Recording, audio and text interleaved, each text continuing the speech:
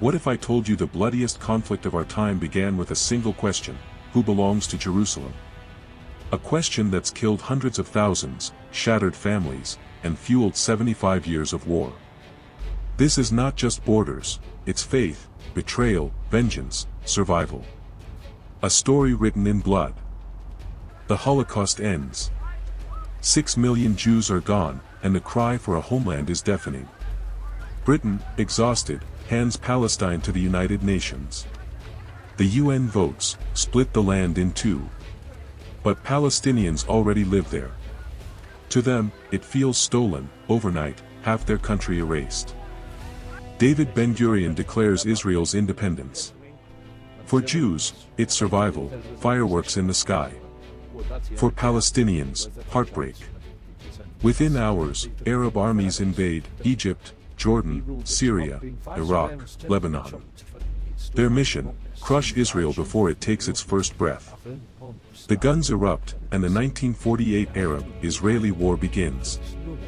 Israel is newborn, armed with almost nothing, surrounded by tanks and planes. Holocaust survivors carry rifles. Farmers abandon plows for battle. Every fight is survival. Villages burn. Families flee. By the war's end, more than 700,000 Palestinians are expelled, the Nakba, the catastrophe. For Israelis, survival feels like a miracle. Israel not only survives, it expands. For Israelis, it is triumph, the birth of a nation against all odds. For Palestinians, it is loss. Homes abandoned, keys carried into exile. A land divided forever between celebration and mourning. One side sings independence. The other whispers of catastrophe. Palestinians fill refugee camps, dreaming of return. Arab nations vow revenge. Israel fortifies itself, knowing survival requires strength. The conflict is no longer just a war, it's a wound. A wound that refuses to heal, passed from one generation to the next, waiting for the next explosion. Israel launches a preemptive strike. In 6 days, it defeats Egypt, Syria, and Jordan. It seizes Gaza, the West Bank, Sinai, and the Golan Heights. Jerusalem comes under full Israeli control. For Jews, destiny fulfilled. For Arabs, humiliation. Millions of Palestinians now live under military occupation. 1967 redraws the map overnight. For Palestinians, the occupation becomes daily life. Soldiers on streets. Checkpoints at borders. Dreams of freedom buried under military rule. The region becomes a powder keg. Everyone knows it. And all it needs is a single spark to ignite. October 1973. On Judaism's holiest day, Egypt and Syria attack. Israeli forces collapse at first. The country trembles on the edge of destruction. But Israel fights back, pushing deep into enemy territory. Victory comes, but at a devastating cost in lives and trust. 1987, in Gaza, an uprising erupts. Children hurl stones at tanks. Soldiers fire back. The First Intifada shows the world Palestinians' desperation. It's not just armies anymore, it's civilians resisting occupation, demanding dignity, demanding land, demanding a future. The streets themselves become battlefields. From the chaos rises Hamas. Part militia, part political force, it blends nationalism and religion. Its mission: erase Israel entirely. Its promise: blood for blood. Rockets, ambushes, suicide attacks. Hamas becomes the new face of Palestinian resistance, and Israel's most relentless enemy. 1993, the world watches as Israel and the PLO shake hands at the White House. The Oslo Accords promise peace, 2 states, side by side. For a moment, hope flickers. But extremists strike. Rabin is assassinated. Suicide bombings erupt. Trust collapses. The dream dies. The year 2000. Peace shatters. The Second Intifada erupts. Suicide bombers devastate Israeli cities. Tanks roll through Palestinian towns. A massive wall rises, dividing communities. Each side buries its dead. Each side blames the other. And another generation inherits the conflict. 2006, in a shocking turn, Hamas wins elections in Gaza. Within a year, it seizes power in a bloody civil war against Fatah. Gaza is locked under Hamas rule. Israel imposes a blockade. 2 million people are trapped, between rulers and bombardment. The stage is set. Failed peace, endless wars, and the rise of Hamas shape a dark new century. For Israel, survival means constant vigilance. For Palestinians, life feels like exile, sometimes even at home. Everyone waits for the spark that will ignite the next firestorm. It is dawn, October 7, 2023. A quiet Saturday in Israel. Then, sirens. Rockets fill the sky. Thousands launched from Gaza in minutes. But rockets are only the beginning. Hamas fighters pour across the border. The unthinkable is happening, an invasion, in broad daylight. Motorbikes race across fields. Pickup trucks thunder into towns. Paragliders float from the sky. Hamas storms homes and kibbutzim, massacring families. At a desert music festival, hundreds are gunned down. By nightfall, 1,200 Israelis are dead. The worst day for Jews since the Holocaust. Israel reels in horror. Civilians, children, elderly, slaughtered. Soldiers overwhelmed. The impossible has happened. The government swears vengeance. The people demand blood. The question is no longer survival, it is justice, retribution, and the destruction of Hamas. Within hours, Israeli jets scream over Gaza.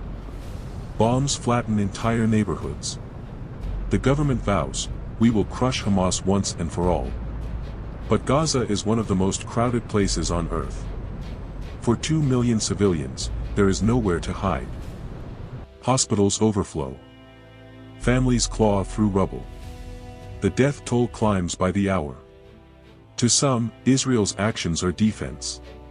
To others, massacre. The truth is drowned in propaganda. But for those living it, only one thing matters: survival. Amid the attack, Hamas drags hundreds of hostages into Gaza, men, women, children, even Holocaust survivors. Their fate becomes the war's most agonizing question. Israel faces a brutal choice: destroy Hamas, or risk killing its own. Beneath Gaza lies Hamas's greatest weapon, a labyrinth of tunnels. Nicknamed the Metro, it hides fighters, rockets, and command centers. Israeli soldiers entering Gaza know every step could mean death from below. The war is no longer just above ground, it's under it. The fighting threatens to spill across borders. Hezbollah launches rockets from Lebanon. Houthis fire drones from Yemen. The United States sends aircraft carriers to the Mediterranean. Iran warns of consequences. The Middle East trembles. Could one war ignite them all? In Israel, families huddle in bomb shelters, haunted by October 7th. In Gaza, mothers boil dirty water, children cry under rubble. Politicians argue. Soldiers fight. Militants plan. But it is civilians who bleed, starve, and bury their dead. The pattern is familiar. Rockets. Airstrikes. Outrage. Ceasefire. Repeat. But October 7th felt different. A rupture. Israel vows the war won't stop until Hamas is gone. The cycle isn't ending, it's accelerating into something darker. Israeli forces push into Gaza. Every street becomes a battlefield. Every building, a trap. Every tunnel, a deadly maze. Progress is measured not in miles, but in bodies. Gaza becomes a hellscape of urban warfare. Israel can destroy Hamas. But can it do so without destroying Gaza? Every bomb dropped deepens hatred. Every civilian death fuels the next fighter. Survival and morality collide in impossible ways. The world watches, and asks, at what cost? By late 2023, Gaza is barely recognizable. Cities flattened. Streets erased. Survivors search ruins with bare hands. Life continues in shadows, children playing beside craters, families cooking over fires. Gaza becomes less a city, more a graveyard. This war is fought not only with guns, but cameras. Israel shows massacred families and kidnapped hostages. Gaza shows children pulled from rubble. Images spread online, fueling rage worldwide. Social media becomes a battlefield, truth twisted, outrage weaponized. In Washington, leaders face an impossible choice. For decades, America has armed and funded Israel. Now, the world demands restraint. U.S. carriers patrol the Mediterranean, warning Iran and Hezbollah. Every move risks dragging America deeper into another endless Middle Eastern war. Across the Arab world, protests erupt. Cairo, Amman, Beirut. Crowds rage at Gaza's destruction. Governments tremble, fearing their own people more than foreign armies. The anger of millions threatens to topple stability itself. Iran lurks behind the firestorm, arming Hamas, backing Hezbollah, fueling resistance. Rockets rain from Lebanon. Skirmishes spread. Each strike risks igniting a regional war.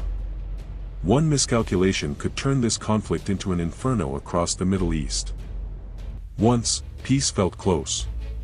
In 1993, Oslo raised hope. In 2000, secret talks came near. Each time, hope was born, only to be strangled. Today, peace feels like a cruel joke. A dream buried under graves and rubble. Israel vows to destroy Hamas. But then what? Who governs Gaza? Chaos? Fata? International rule? Or something worse? If Hamas survives, even crippled, the war begins again. If it falls, Gaza may collapse entirely. Either path is peril. Israel cannot live with Hamas. But destroying Hamas may destroy Gaza. And the destruction of Gaza only fuels rage, birthing new fighters. The conflict becomes a trap, one with no exit, no clear future, no peace. Children on both sides inherit scars. A Palestinian boy under rubble. An Israeli girl orphaned on October 7th. Someday, both may carry guns. The war is already alive in their minds. Today's trauma becomes tomorrow's battlefield. History repeats like a curse. War, revenge, ceasefire, collapse. The faces change, the names change, but the blood remains. Each round leaves more graves, more rage, and fewer answers. Who belongs to this land? The Jews, returning after centuries of exile? The Palestinians, whose villages stretch back generations? Both? Neither? The question remains unanswered, echoing through every war, every graveyard, every speech. The graves do not answer. The bombs do not answer. 75 years of fighting, and still the question hangs in the air. Jerusalem remains both a promise and a wound, sacred, cursed, and torn. And so, the war rages on. Israel and Palestine remain locked in fire. 75 years later, the conflict is not past, it is present. Perhaps even the future. The story is not over. It is still being written, today, tomorrow, and in the shadows of tomorrow's wars.